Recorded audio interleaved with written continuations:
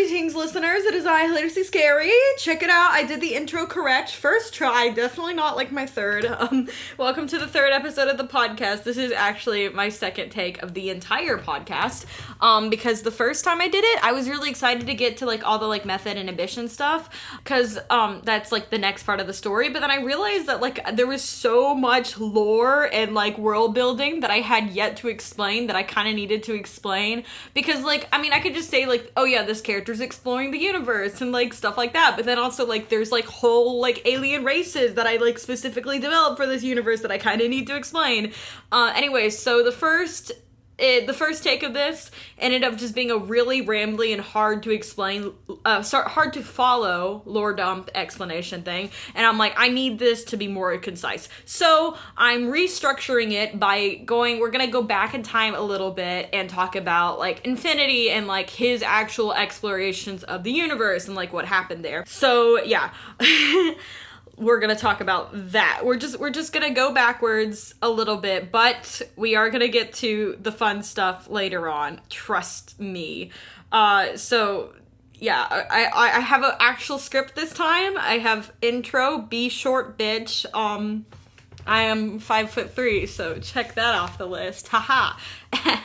Also, I got a lot of people saying last episode that I should not change my vocabulary because it's iconic. So I will be keeping the besties and the we stands. But also I saw this Tumblr post for like the character designer for like Pyramid Head or whatever. Like they were like, this is fuck, meaning it's a good thing. Like this bread, this is fuck. So I will be saying this is fuck. The podcast is now rated E for explicit because this is fuck. Everything, this story, this is fuck. I love that. I love that so much. Anyways, so going back in time a little bit, Infinity, he gets his powers, and then Sammy, the Aspian, is there. She's like, I know everything, you're important, you're gonna do important stuff. And he's like, what do I do? She's like, explore the universe.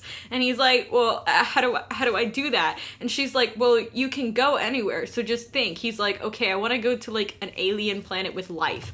And then like he opens a portal and steps through, and like he's on this alien planet, and there's like a village there, and like the people have like pointy ears, and they look like little like fairies. Maybe they got wings or something. And he's like, yo, it's like aliens. And Sammy's like, yeah. And he's like, they're like aliens. She's like, yeah. And he's like, I'm gonna go talk to them. And so he tries, and he's like, and they're like, blah, blah, blah, blah, blah, blah. And he's like, oh, right, language is a thing. So Sammy's like, I could translate. He's like, yeah, I probably should figure out like a way to learn their language. So then he's like thinking like, I want to find a planet where they have like internet, like a way to like know each other's languages. And then he like steps through a portal, and he ends up on this other planet, and they're like, we have this magical spell that we can do that can make you like know every single language. He's like, you got spells, besties? So he's just like exploring the universe, and he sees like this weird mix of like, basically there's either like magical societies that are very like medieval times, you know, you got villages, you got lords, you got like, you know, you got like magic to do things, but you don't really have technology. Or you have these more technologically advanced societies, but they're never like, they're like always like just below like his society in technological advancements, and they all weirdly have the exact same technology. And he's like, what's going on? What's like, and whenever he like asks them like, how do you, like, what is this tech? They're like, we don't know. It was just the great people of the technology that brought us this. He's like, what do you mean the great people of technology? And so he, like, goes around to these different planets, and they either have magical powers or these great people brought them technology. And one planet he actually finds, they have magical powers, and it looks like there's old, like, pieces of like tech like buried in the forest. Like they had technology at one point and now they don't, and they just have magical powers. And he's like, okay, what's up with that? So as he's thinking about all this stuff, you know, he also realizes that there's basically two ways to get powers in this universe. You were either born with it or you do some sort of ritual to get it. Now in the future, this is the terms we'll be using. In the future, this is called blood and breath, where basically it's either in your blood, like your parents had powers and then you have powers, or you do some sort of ritual. You know, you say some sort of thing, you do some sort of chant, you know, somebody does some sort of spell, and now you've got powers through breath. So that's the blood and breath sort of power type. gonna turn the gains a little bit down. So yeah. And then he also realizes that power seems to diminish. So like people who have powers through breath, like that power doesn't diminish, because like say you can, there's like different power. Okay, I'll talk about blood first. The first people with powers, they have like 100% of the power. And I cannot explain this, but it's not like they're more powerful, but they have like all of it. And then oh my gosh, I don't know how to explain this. I'm gonna have to pull out my stupid power chart again that I made in like 2018. Basically, the first generation of people are the most powerful, okay? And they are called Avas. And it doesn't matter if they're like an overseer or Terrarian or whatever. All of the most powerful kinds are called Avas. So however you get your power, if you are the first one to get this power, you are called an Ava and you have all of the power. And then your kids have half as much power as you. And it's not like if you go toe to toe, they will only be able to do so much because they only have half as much power as you. And it takes somebody with more power than you to kill you. Like, Avas are immortal. Did I say this? They're Avas. Oh my gosh. I don't know how to explain things. This is gonna be fine. I might just write up an explanation on Tumblr or somewhere too, to like, in case like nobody understands what I'm talking about. So if you have 100% power, it would take 2 people with 50% power and another person with some other power level to get above 100% and then kill you. And this is why people were asking, like, how did Sammy kill Infinity? How did Ambition kill Dreamer? How did Passion kill Dreamer? It's like, it's a mystery. Because yeah, according to the power levels of this universe, that shouldn't have worked. So it's like, what's going on there? It's clearly something else is going on there. Something else, and like, no, this is not plot holes. I swear that like, I actually have a point. There's actually like a real genuine mystery here. Like, I didn't just forget how my universe works. That sounds like that feels like me think she does protest too much, but I swear. So with the Avas through blood, you know, every generation gets half of their parents' powers. So eventually you get to so little power that they really can't be considered Avas and they aren't even immortal anymore. And this is where we get the term midlings. So midlings have not as much power. It's like normally they'll like be able to do some sort of magical thing, but they won't be like immortal and like invulnerable, like invincible like their parents' generation were, or their like grandparents and such. So this is where we get midlings. And then eventually, you know, they keep having kids, the power level keeps diminishing until you just get to humans. As I've said previously, all non-magical creatures in my universe are called humans, regardless if they're from Earth or not. They're all humans. So that's where we get the 3 power levels from. Avas are immortal. They can only be killed by more powerful Avas. They have crazy godlike powers. Midlings are like your typical, like, human with a superpower, basically. And then you have humans. So that's how blood works, because, you know, the power diminishes through the generation. Breath is slightly different. Basically, the ritual determines what level of power you'll get. So basically, it's like this sort of like equivalent exchange thing. So like later on, I'll introduce you to the traders, who basically, traders make a deal with this creature called the Deals Maker. People who remember my Gotcha movie. Yes, that Deals Maker. That's not canon, though. That was just me messing around with Overseerian concepts. Basically, in college, whenever I needed to just like write a magical story, I would just steal concepts from the Overseer's universe because I didn't feel like making new ones. Anyways, so traders make deals with these Deals Makers, which are like a magical creature, and they like trade body parts. So like if you trade a pinky, you know, you'll probably just become like a midling. If you trade a hand even, you probably won't become an Ava, you know, you probably won't reach that power level. And like whatever, it like depends on like the details of the deal. Deals Makers are basically like crossroad demons, but they like want body parts. So like you could get like more intellect, you could get, you know, fire powers or whatever. But like if you want to be like Ava level powerful, like you basically have to give them like a whole human being. Like you have to kill somebody. Or like there's a concept in this universe called the Geis, taking a Geis. This is like an old like Celtic Irish term. And like every single source I look at, some people are saying it's pronounced geese, it's pronounced Geis. And then of course when the Japanese stole the concept for an anime, they called it Gios. So I pronounce it Geis. It's spelled Geas. So when you take a geist, it's basically like a sacred oath. So you say, I invoke the ancient spirit. I invoke the ancient spirit to take an oath to do blank. And then depending on how hard that oath is to keep, that's how much power level you'll get. But the thing is about a geist is that if you break the geist, it'll you'll get twice little. So like if you get like a 100% power boost, if you break the geist, you'll get a negative 200% power boost. I'm really dealing with some concepts that make sense in my brain, but I have no clue how to explain it. It's kind of like in a video game, like when you like buy a chair, right? And you buy it for like 400 coins or whatever. But then like if you sell it, which is like revoking the geist, you'll lose some of the power, but you won't lose all of it. Like it's like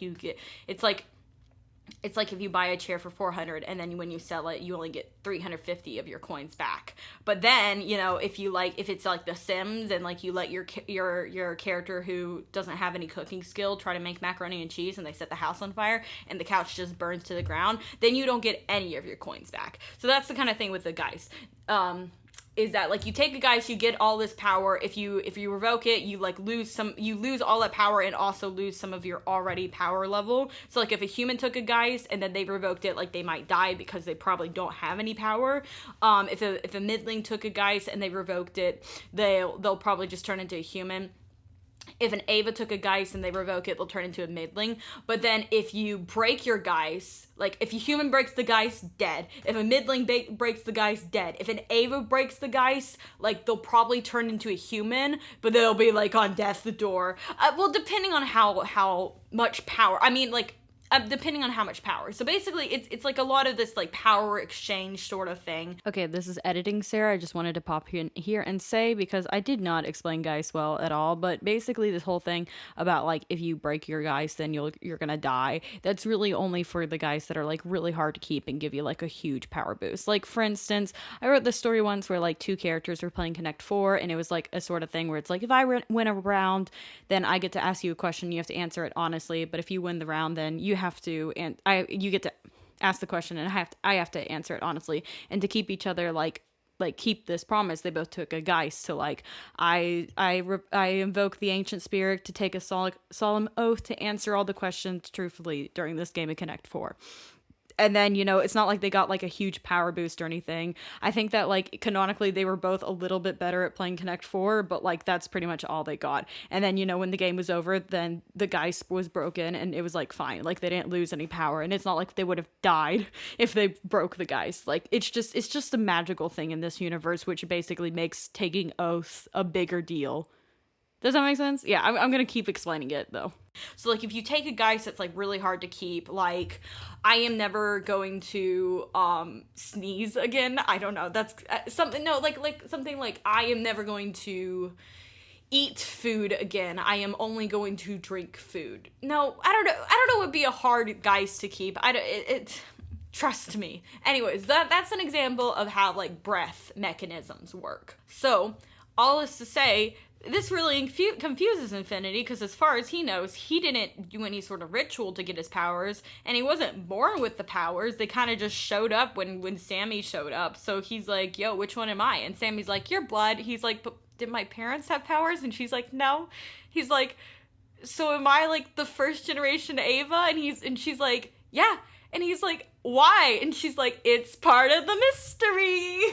Anyway, so eventually Infinity gets tired about hearing about these greys with technology. And he is like, I want to go to this planet with these greys with technology. And he starts calling them the technology greys, which quickly gets shortened to the techno greys. So he finds the techno-gray planet. It's not hard. He has space powers. And he realizes, because he has space powers, he's like, yo, I'm right by my home planet. This is in my solar system. These gray people with technology, this is from my solar system. What's going on? And he's like looking around, and like it's like this. He gets to the planet and it is tech paradise, right? Like there's like flying cars, people have just like all the crazy tech, the people got robots doing all the work for them. They live in luxury. It's all fantastic. And he and Sammy are there. Also, like, Sammy, like, just tags around with him. She's like, I'm your guide, but then, like, he's the one doing everything, so she's just, like, there to, like, make corny jokes, I guess. Anyways, so he like is there on the Technogray planet for like all of 5 minutes before he gets arrested. And he's like, what the heck? And so like, you know, well, he like the robot police come up to him and they're like, you're under arrest for being a traitor to the, you know, for being a spy, basically. And he's like, what? And they like look at Sammy and they're like, are you with this man? And Sammy is like, yes, I am. And so they both get arrested. And Infinity's like, Sammy, I'm so sorry. I don't know what's going on. Like, I'll just teleport us out of here. And she's like, well, we could do that, but also this is kind of fun. Don't you want to see like how this pans out? And he's like, oh, is this one of the important things I'm supposed to do? And she's like, maybe. So he's like, heck yeah. So he goes to like Holding or whatever, and like, you know, he sees that there's like a bunch, like everybody on this planet, like they all have like gray skin, pointy ears. Do they have pointy ears? Yeah, they have pointy ears. They have like gray skin, gray hair, pointy ears, and that sort of thing. But then he gets to the Holding, and it's full of all these blue people, like blue skin, blue hair, and stuff. And he's like, what? Fantasy racism? Anyways, so he's like, Sammy, like, who are these people? Like, what's going on? And one of the girls there overhears him, and like a girl about his age, and she's like, that's so weird. You have hair like you're one of our kind, but you have pink skin like you're one of their gods. And he's like, yo, what does that mean? And so the girl is like, well, I'm a changeling. So I have like blue hair, blue eyes, blue skin. And so you have blue hair. I guess you're just like an alien. That's weird. But like, of course she knows aliens exist because of, you know, there's an intergalactic war. So he's like, what about their gods? And she's like, okay, so you see all these gray people, like once every like bajillion years, one of them is born with red hair, red eyes, and red skin, and like, you know, oh, also like they have like gray and white hair. That's an important thing. Like, and so the red people, some have white hair and like red hair, and these people are just like immortal, and their blood heals you, and they think that they're like chosen by the gods, and like they're high royal society. And Infinity's like, aha, they have Ava's here, and it sounds like it's blood type. I'm so smart that I came up with all of this stuff. And so the girl introduced herself as so she says her name, and I think it would be cool if her name sounded like whatever Infinity's planet like five coin, 5 money is, so he just calls her by that name. So in our language, that would be Nickel. So her name is Nickel, and as soon as I named her that, I realized that it sounds like Nicole. So this is Nicole. Anyways, but this character segment, somebody on Tumblr suggested that every time I introduce a character, I like go through and talk about like different things about them as like a like fun, quirky segment to have in the podcast. And I was like, oh my gosh, that could be so much fun to just annoy the heck. Why did I not want to say shit there? I literally said fuck earlier. I would annoy the shit out of all of my listeners by just like every time I introduce a new character, I go through like meticulously like their favorite food, their favorite drink, their favorite TV show, and like it gets to the point where like a new character is introduced and just everybody in the audience goes no, because they know they have to like sit through the entire thing. But then I realized that I should probably be encouraging people to listen to the podcast and not disencouraging, whatever the opposite of encouraging is. So I thought it'd be fun every time I introduce a character to spin the character trait wheel, and then that has like what's their like zodiac, MBTI type, and like all these different things, and then you get like one little fun fact about the character. So Nicole is the first character to be introduced since Kai came up with this, so we shall be spinning the wheel for her. Okay, spinning it now. Spinning the wheel. This is on wheelofnames.com. People always ask me about this. Okay. Her aesthetic. Okay. What is Nicole's fashion sense? What's her aesthetic? Okay, let's see. Let me go through, because like my first instinct is to say like dark academia. Like Nicole just gives me like dark academia vibes. Like I feel like she would be like if she was on Earth, like she would be that girl that like is at the library 24/7 and all this stuff. But then she is like an intergalactic spy. But she's also the intergalactic spy that got arrested, so maybe she's like not that good at being a spy. I'm gonna go with dark academia. I'm gonna go with dark academia with like maybe like a musical flair, you know, like specifically like, you know, like pianos and violins, but like really old pianos and like violins that are like slightly out of tune, you know? Like that sort of thing. That's like her aesthetic. Okay. Let me know what y'all think of that for a fun little segment. So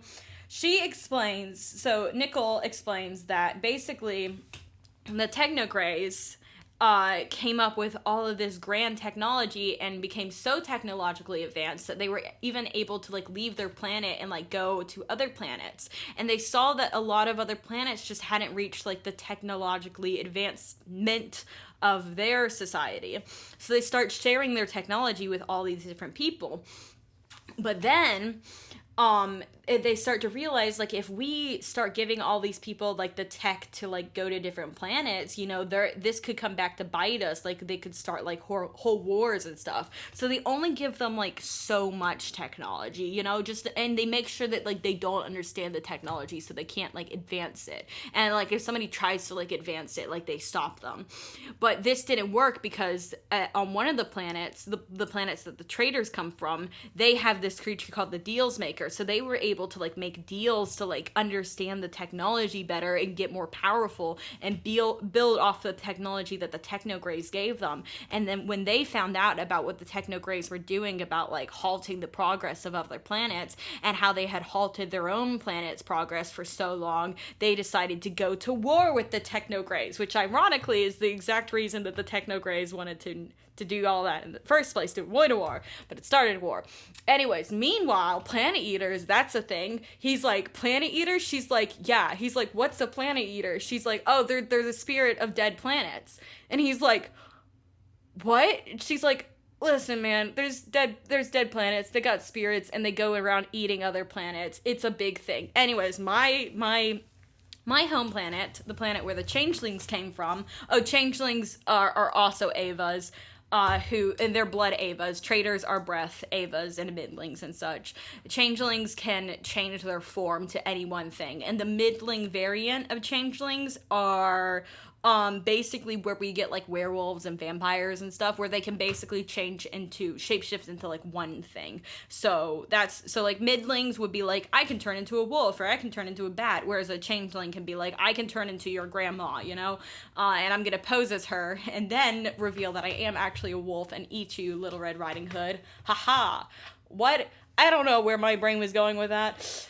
Anyway, so the changeling home planet got destroyed by a Planet Eater, which is like also a whole thing that they're just not going to address. And so the changeling people were without a home, but before their planet was completely destroyed and their race was wiped out, they were saved by the traders, who was like, basically, come be spies for us and like go spy on the Technogreys, and we will, you know, we'll let you live here on our trader planet.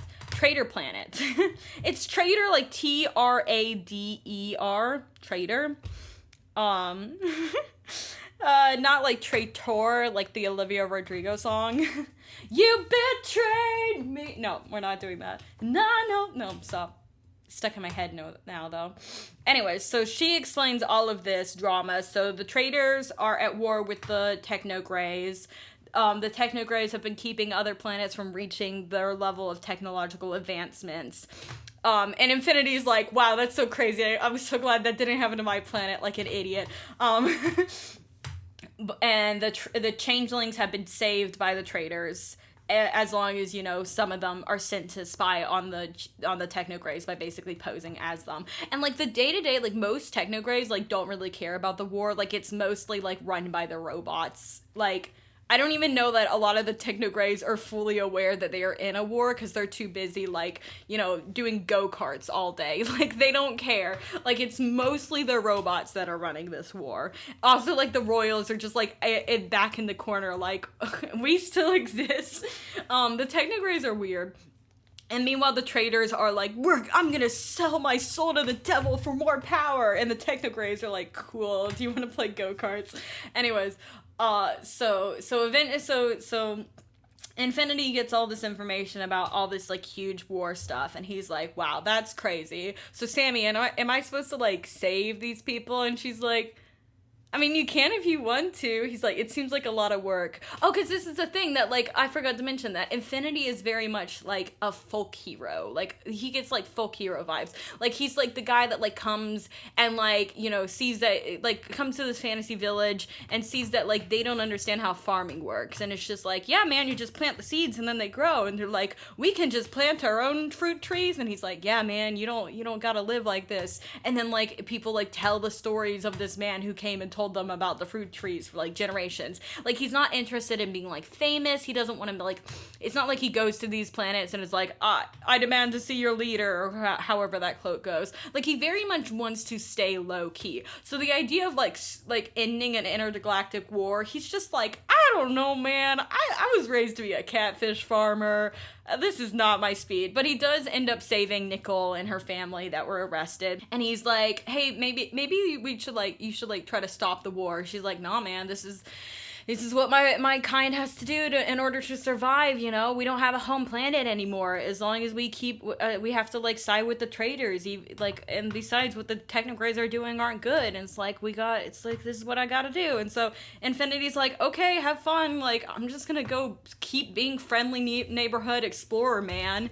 But, you know, the neighborhood is, like, the entire universe. So that's kind of how Infinity vibes with, like, the universe. It's just very much, like, going around, doing whatever he wants, and, like, just, like, chillaxing.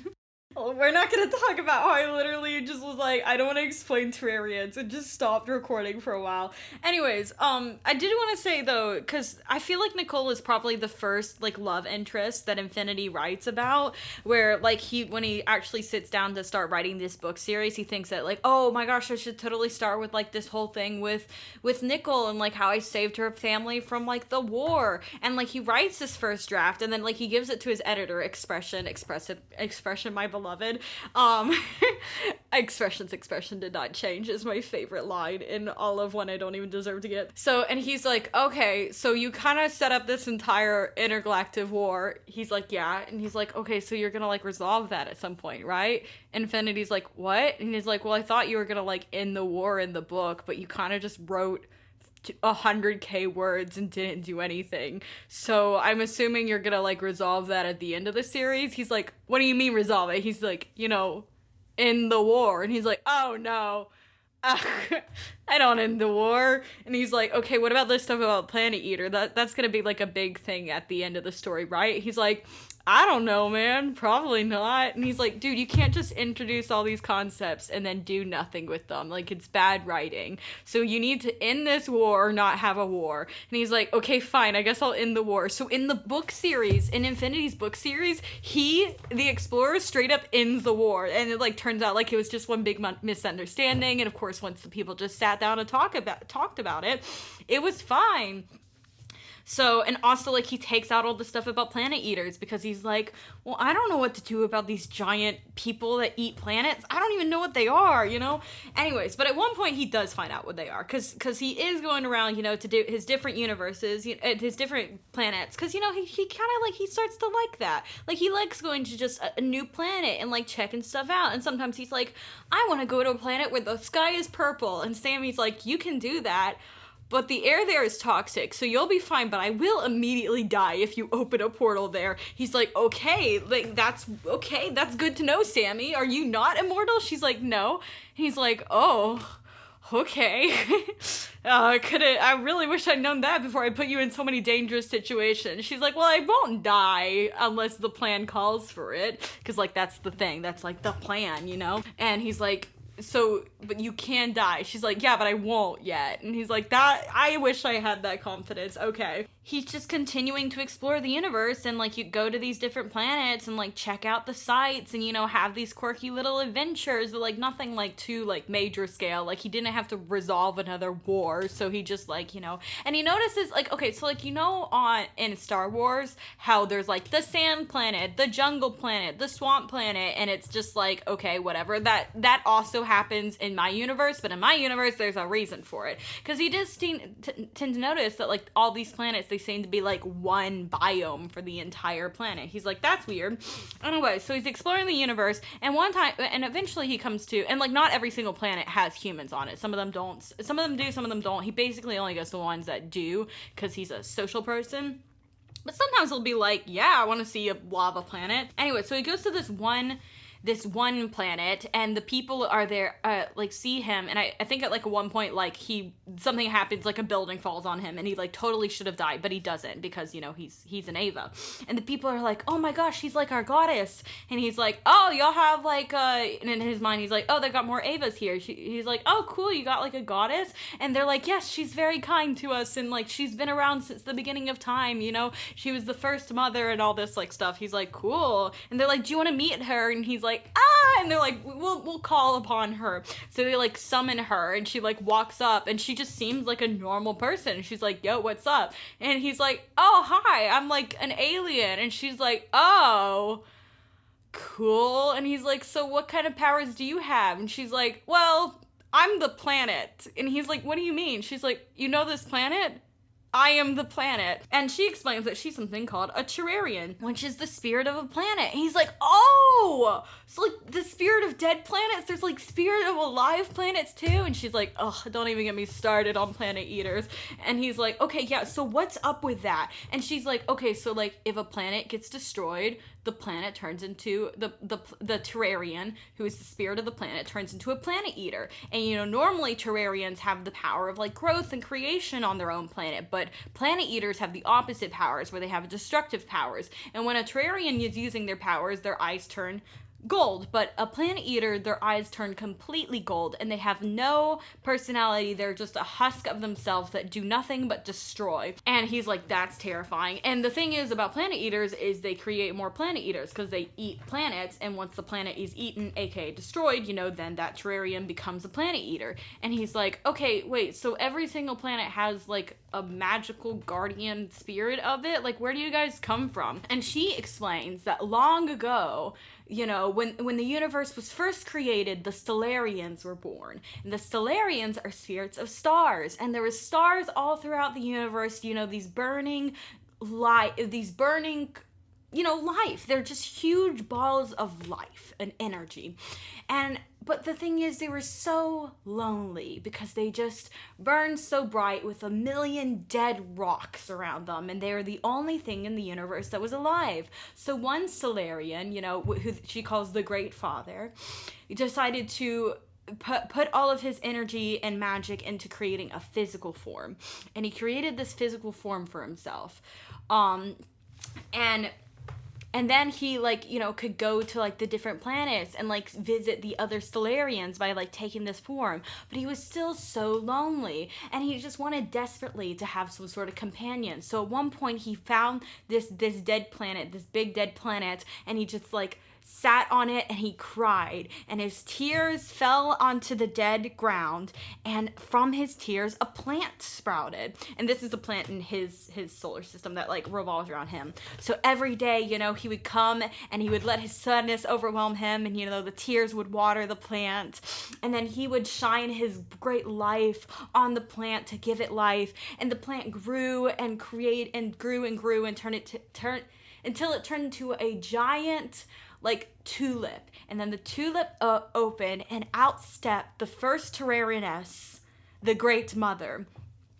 And then the Great Mother, you know, continued to, you know, be the planet and like spread her life over the planet. So more plants grew, and as she changed, you know, the planet changed. So like when she was more wishy-washy on things, like water would form, and when she was taking a hard stance, land would form, and whenever she was being full of life, you know, trees and flowers would bloom, you know, and whenever she was being cold and harsh, you know, her planet would turn icy and such. And her and the Stellarian, the Great Father and the Great Mother, you know, had more kids, and every time she had a kid, it would bring a new planet in the Stellarian's universe, the Great Father's solar system, to life. And so, you know, before you knew it, you had all of these different, like, different people that like represented these different planets. And then, you know, the other Stellarians started to hear about these new Terrarians, and because they don't really have like human body, I mean, they are humans, but like they don't really have like one set gender, so they can be like any gender basically, and they can like, because their physical manifestation is just like a power that they have, like really the planet is the person and the body is just what they are just like projecting or creating, I guess. And like at one point, you know, the Great Mother and the Great Father decide they want to have, you know, a different kind of children, you know, it's something, you know, to populate the planet that they're on. So they create animals, and then, you know, they create humans and all this stuff, and so it is a creation based universe. And then, you know, other Stellarians, you know, fell in love with other Terrarians, and, you know, every time that like the Terrarian was always the one that got pregnant, regardless of whatever gender they were presenting as, which I realized the first time that I explained this, that does mean that impreg is canon in the Overseers universe, which is fun. Anyways, so basically it's like this system of like, a Stellarian will find a Terrarian, and then, you know, they will have kids, and their kids, every time they have a kid, one of the planets in the Stellarian solar system, that, like, one of the planets that surround the Stellarian star will come to life and like will start like growing things. And, you know, if the person is like, depending on like the Terrarian's personality, like maybe it'll develop humans, maybe it'll develop magical humans, maybe it'll just develop different animals, maybe it won't develop any life at all. And then like, depending on the Terrarian's personality, and like some Stellarians like don't have any planets that circle them, so they just like can't, like, no matter how they are with a Terrarian, like they'll never have kids, you know. And sometimes there's like two stars. I'll let you use your imagination. So yeah. So there's a lot of interesting things. There, like the Society of Terrarians and Terrarianess is the female form, then Stellarians, and then Stellarianess. I said it that time. I really had a hard time saying Stellarianesses the last time I recorded this.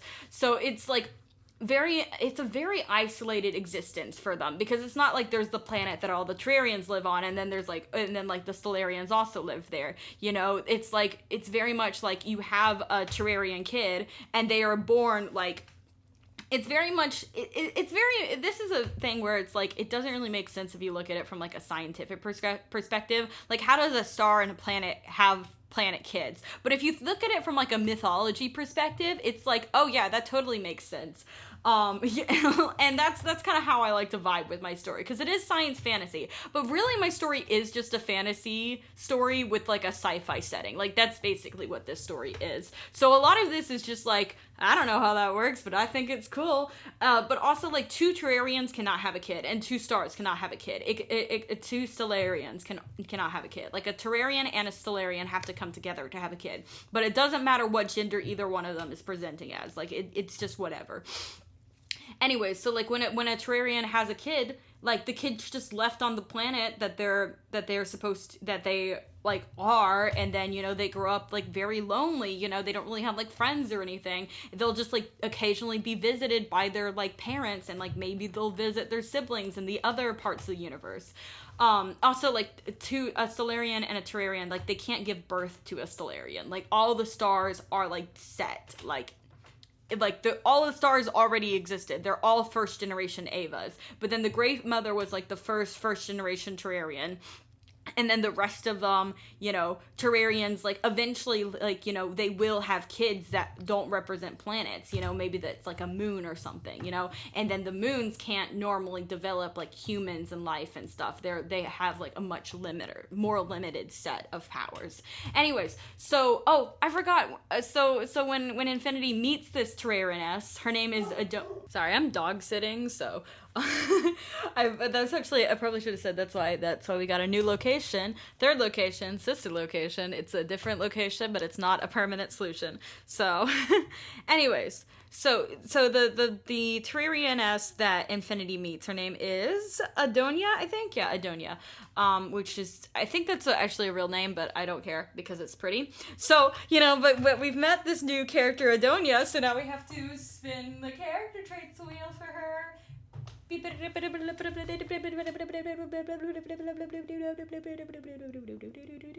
I get aesthetic again, I'm gonna throw a fit. Okay, I got fun fact. Also, I should probably list the things that I can get. Okay, so we have MBTI type, anagram type, zodiac sign, blood type, which is a thing in Japan, favorite color, favorite food, favorite song genre, favorite media type, song that reminds me of that character, a fun fact, just any random fun fact, their aesthetic, their orientation, their moral alignment, their top kin, or a spoiler. But so I think it could be really fun to get, because like some of these characters, like if I had to give a spoiler about Adonia, I mean, I would just have to spoil the one thing that's a spoiler about her, but that we're about to get into in this episode. But it could be really fun that, like, I could, like, force my hand and, like, have to tell you also, like, some really interesting stuff. Anyways, but Adonia just got a fun fact. So a fun fact about Adonia is that, let me think. Okay. A fun fact about Adonia is that she has, like, the weirdest laugh. Like, it's, like, super loud and it sounds like, ah! It's like really weird. Okay, I just totally blew out my microphone trying to make that noise. But like, that like that one laugh people do that's like a really like a machine gun like dolphin laugh that like really high and loud. That's the kind of laugh that Adonia has. That's fun. Okay, so Adonia tells Infinity like the tale about like the great father like crying and creating the great mother, and then like humans and stuff forming from that. And Infinity just kind of like, what? What? How does that? What? That is not fuck. What the fuck? Yeah, so he's very confused. He's like, there's no way that actually happened. She's like, I don't know. That was my parents' parents. I've never actually met the Great Father. That's just what we were told happened. He's like, so you're just a planet? She's like, yeah, bestie, you gotta get past that part. That's like very basic. He's like, and there's like star people too? She's like, yeah, I mean like I have like my star partner. He's like, you do? And she's like, yeah, I actually have like planet kids. Like he and I like have a whole solar system that we're working on. And he's like, what? She's like, yeah. He's like, I have to check this out. So she's like, well, I mean, I guess we could like travel there, but like I've never really taken a human there. Like it kind of takes a while. I basically just go flying like a really long time. He's like, no, bestie, I got space powers. So he like teleports over to the solar system, and of course Sammy can't go with them because they are just floating out in outer space. And he's like, okay, so like that big star over there. She's like, yeah. He's like, that's your partner. And she's like, yeah, she's pretty cool.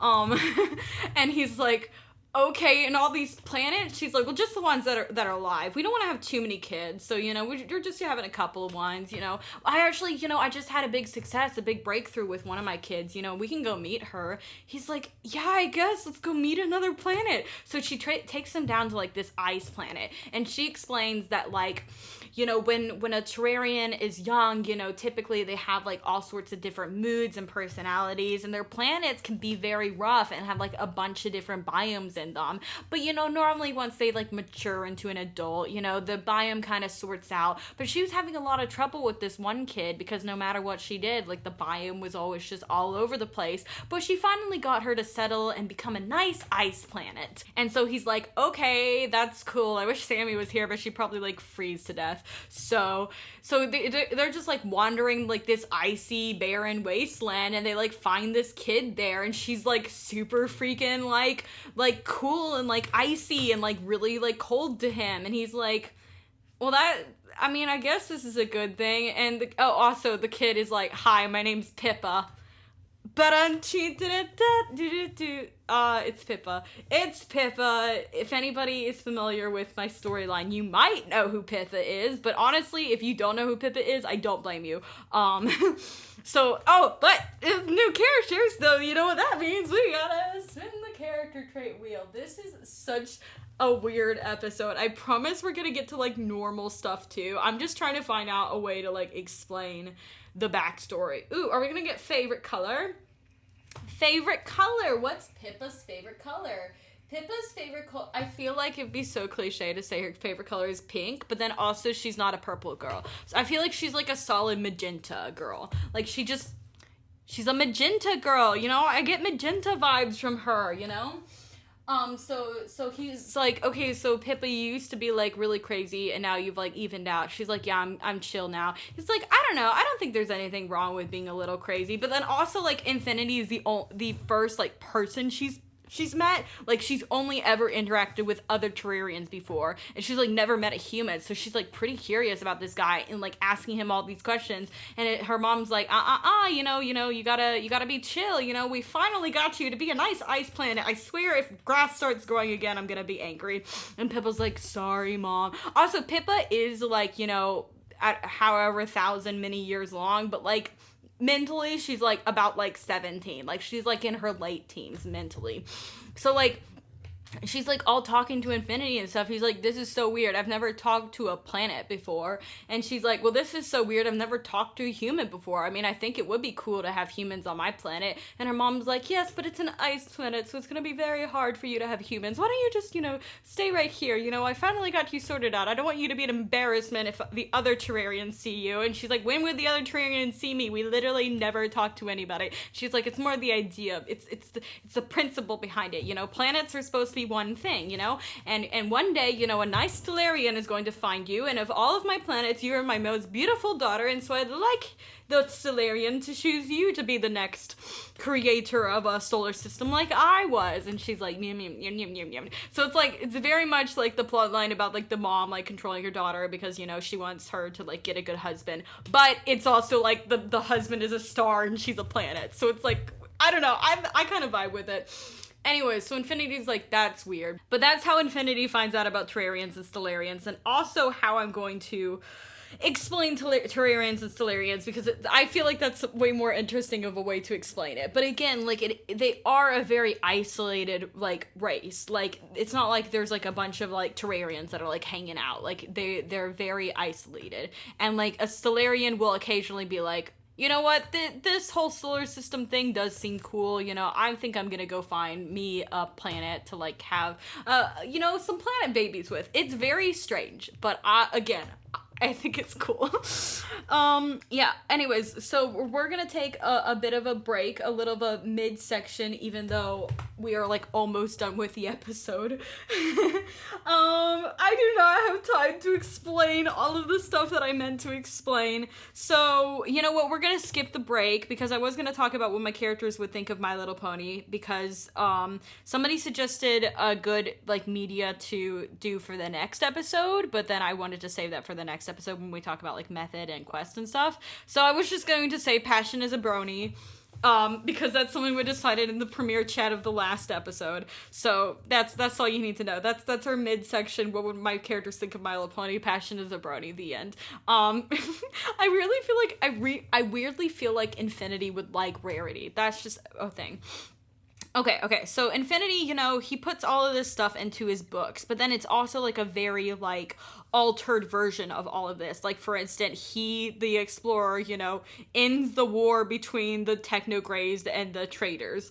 So whenever Passion, like, his dad dies, also, I don't know if I said this earlier, but when Infinity dies, his body turns to ash.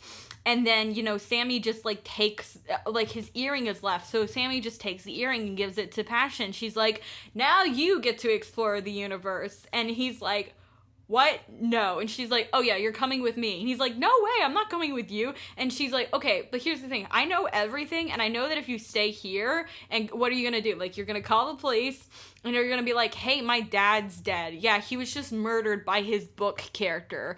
Yeah, I am the guy who is famous because I just murdered my mom. But no, I definitely didn't murder my dad too. Like, they're not gonna believe you. You're gonna be put in jail, and your life's gonna be ruined. So Passion, just come with me. So Passion's like, I guess I don't have any choice, because yeah, that probably actually will happen. So he ends up going with Sammy, and he like okay, there's like a house in the middle. Okay, so in the space in between the dimensions, which I think I already said is stylized to be spelled SYD. So in Sid, there is just this house, and it like there's an infinite amount of houses with almost an infinite amount of space in between them. So like you'll just like, it'll just be like black expanse for like miles and miles and miles and miles and miles and miles. So like like a gazillion miles, and then there'll just be this house, and it's just a house, and it's like, why is there a house there? Like, it's like just a regular suburban, like, white picket house, and it's got, like, 4 bedrooms, 4 baths, and it's, like, kind of messy, like, it looks lived in, and, like, every now and then, like, things will change, like, you know, the pictures will change, and, like, sometimes there'll be, like, pine needles in the living room, and it's, like, there's, like, you can, like, go into one room and, like, totally wreck it, and then, like, you leave the room and you come back and it'll all be the same. And there's, like, pictures on the wall, but, like, if you, like, try to, like, look at the faces of the people in the pictures, it's, like, you can see them, but, like, your brain can't make sense of them. Like, for whatever reason, you're like, what? And, like, also, like, if you try to find, like, any of the names of the people that are here, like, you can't read the names. It definitely feels like the memory of a house. And it just, like, appears all over the place. But it does have, there's like, you can turn on and off the lights, but there's like televisions, but like if you turn it on, like it's just static. But you know, there's like running water, there's beds, there's like food in the fridge sometimes. So you can just like live there. So Passion ends up basically just living at one of these houses with Sammy, and like he like dips out and like goes to the different universes and like all this stuff, and basically he like just like starts picking up his dad's slack, where like Sammy is his guide, and Sammy's like, you know, your dad would always visit this one planet and like save this magical cat from this magical tree for this magical old lady, and you know, the cat's just gonna keep on getting up there, and the magical lady's always gonna be sad if you don't go save the cat. And so Passion's like, okay, yeah, I guess I'll go save the cat. Oh my gosh, save the cat. Yeah, so he saves the cat. And then he's like, and the magical old lady's like, thank you so much. And so he kind of like, so Passion is like, hey, I actually kind of like helping people. And of course he's like super traumatized because he just like witnessed both of his parents dying, and one of them, you know. Also, Dreamer did not turn to ash whenever she died. She just straight up died, which is weird if you know things about my universe that we'll get into later.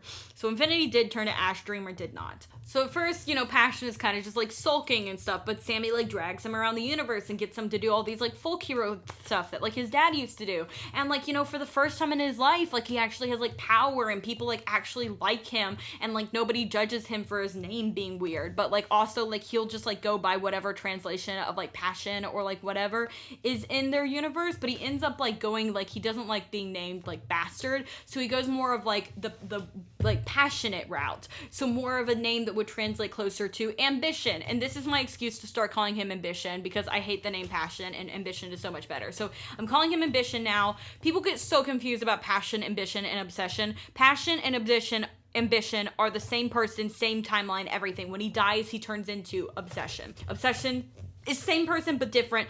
Passion and Ambition actually the same person. So Ambition is going around, and he kind of starts to get a little bit of a big head about this, like 12, 13, you know, 13, 14, and like he's like, you know what, I'm pretty powerful. A lot of these people have never seen anything like me. The war with like the techno grays and the traitors, like he stays out of all of that stuff. But like by the time like Passion gets on scene, like the war has ended, and they've like negotiated where basically they're like, we will stop interfering with other like cultures, like we won't bring them technology, but the idea about not letting people like reach technological advancements to the point of being able to travel around, like we don't want any more galactic wars, so we're gonna stop giving people technology, but we are going to prevent them from, you know, exploring the universe. So at this point, Passion like actively cannot get caught going around the universe. And Passion actually comes across like he hears tales about like other space users, which are what they're called whenever like space people have powers. But as far as he can tell, none of them were born with these powers.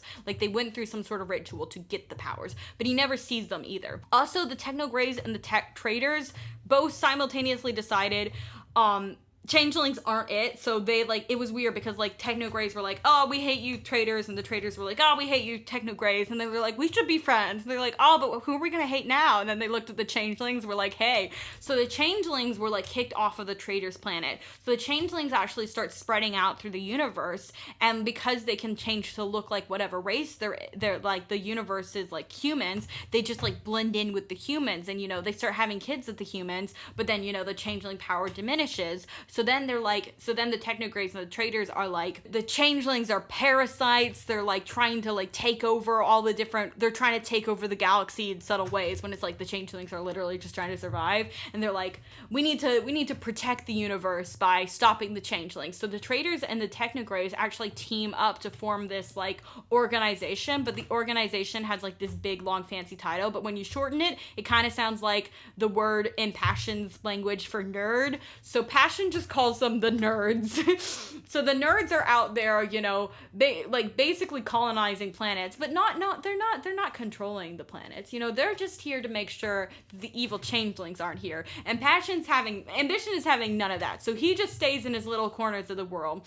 But then he also is like so much more like narcissistic than his dad, so he does go to planets, and he is like, take me to your leader. So word of like this kid who's like going around helping people across the universe like kind of spreads around, because again, like the Technograys are like going to different universes and stuff, different planets and stuff. So he gets like kind of this reputation as like this boy savior, and of course that also goes straight to his head. But then also he starts to think about it. He's like, wait a second, savior of the universe, but that's what Sammy wanted my dad to do. And he's like, Sammy, I'm not gonna play your stupid games. She's like, oh, you're so important. You're so important. You're gonna do important things. And he's like, yeah, that's what you told my dad, and then you murder my dad, so I don't trust you none. He's like, I'm not gonna be your savior of your universe anymore. And meanwhile, Passion starts to hear about this Terrarianess who's like going around and like disrupting the nerds organizations, that like the nerds will like set up some sort of base, and then they'll come back to see that like all of their security cameras have been like spray painted over with like magenta spray paint, and like very like Jinx, very like literally the only troublemaker I can think of right now is Jinx. And so they start to hear about like this demon Terrarianess, this demoness, And he's like, oh, I gotta go find this girl. So he does track her down, and like he meets her. And guess what? Of course, it's Pippa. And so Pippa's like, oh, you're the boy savior. And he's like, I hear you're the demon Terrarianess. And she's like, I just don't agree with the nerd people. And he's like, haha, I call them the nerds. She's like, ha, that's so funny, because they are totally nerds. Also, Passion also does the thing that like makes it so he can understand other languages, and I assume Pippa does too, or maybe like Passion like helps her, like does that thing. Anyways, so they get to talking, and he's like, oh yeah, Infinity was my dad, and she's like, dope, I remember that dude, like he actually inspired me, because like my mom was like wanting me to be this ice planet, but I was like, I don't want to do that. And then I started going to other planets, and I realized there's so many different biomes, and there's so many different things that I could be, and I decided that I want to be all of them. So I want everything on my planet. I want deserts, I want swamps, I want ice, I want lava, and I'm going to experience as much as I possibly can and do whatever the heck I want, and I'm going to make my planet the most eclectic, the craziest planet you've ever seen. And by the time I get humans on my planet, because I'm also going to get humans, I'm going to be that powerful, it's going to be the best planet ever, just you wait. And Passion's like, that's so cool, I want to help you, but unfortunately my stupid guardian person, and she's like, your mom, he's like, Sammy's not my mom's dead, both my parents are dead, I'm edgy. And Pippa's like, I wish my parents were dead.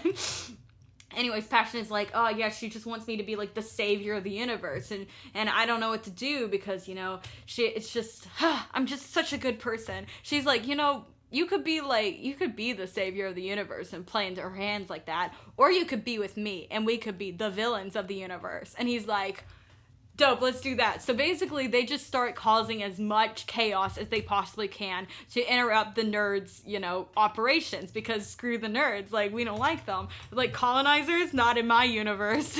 So yeah.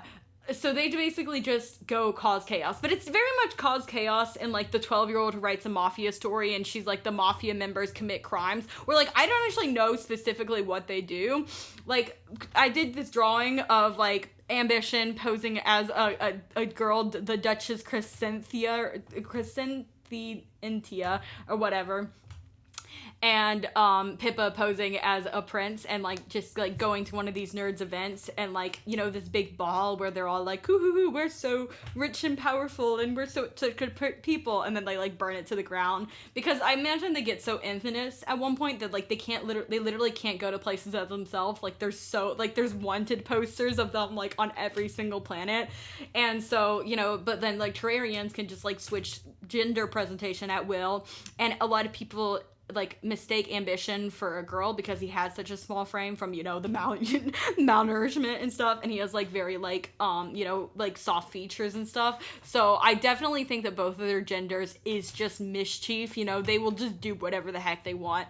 So, but also, like, I don't know exactly what they do. So, like, if somebody, like, wanted to write, like, a 200,000 word, like, Ambition Pippa fan fiction, like, detailing, like, all the crazy journeys that they go on, like, it would just be canon, because I don't know what they do. Like, just, like, that's the thing. Like, a while ago, somebody asked me if they could write fan fiction, and I was so in my head about copyright that I literally told them not to. And then, like, I had, like, this whole thing where I was like, I can't believe I literally just told people not to write fan fiction. So that rule has officially been revoked. So, like, fan art, fan OCs, fan animatics, like, fan fiction, whatever you want to create, just create it. Because, like, that's what I created this universe for. I wanted it to be a universe that people can just create their own stories with.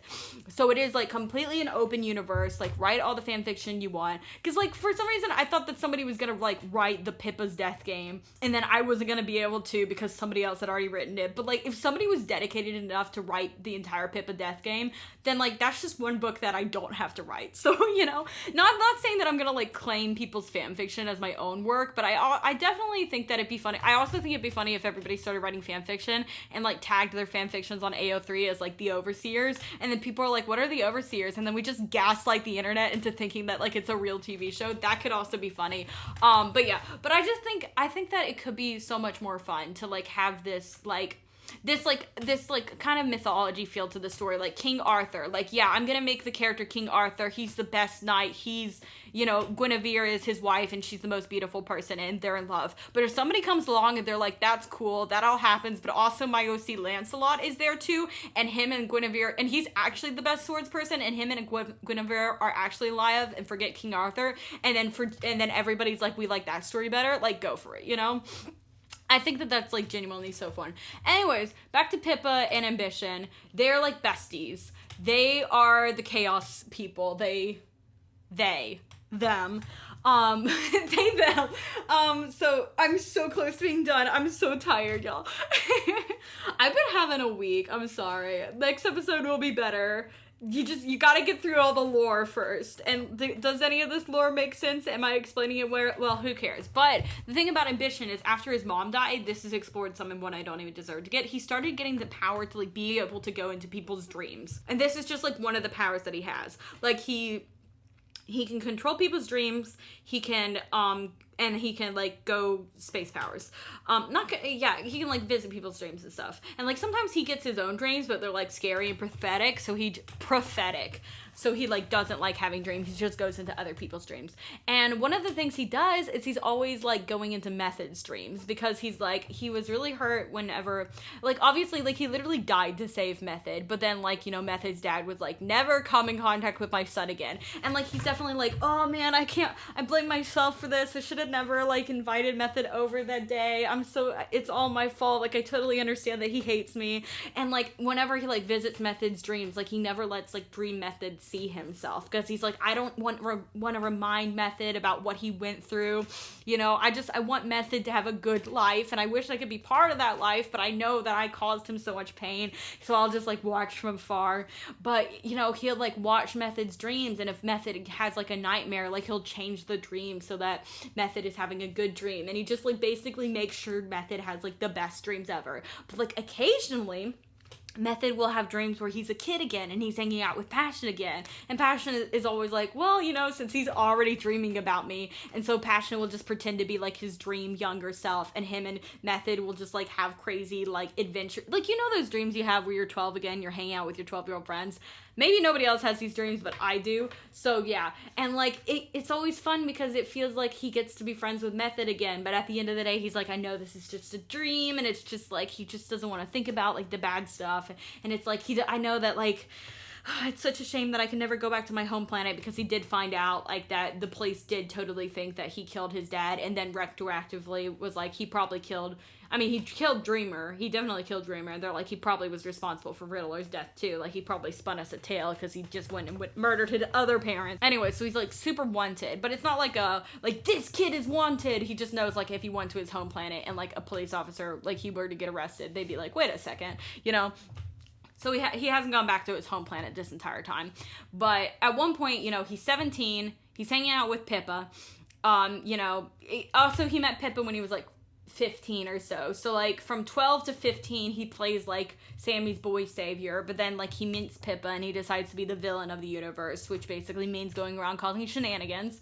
And so that happens like from 15, 16, 17. And like Sammy's still there, and he's like, hey Sammy, I'm gonna go burn down a nerd organization. She's like, okay, have fun. He's like, so she doesn't like stop him from doing any of this.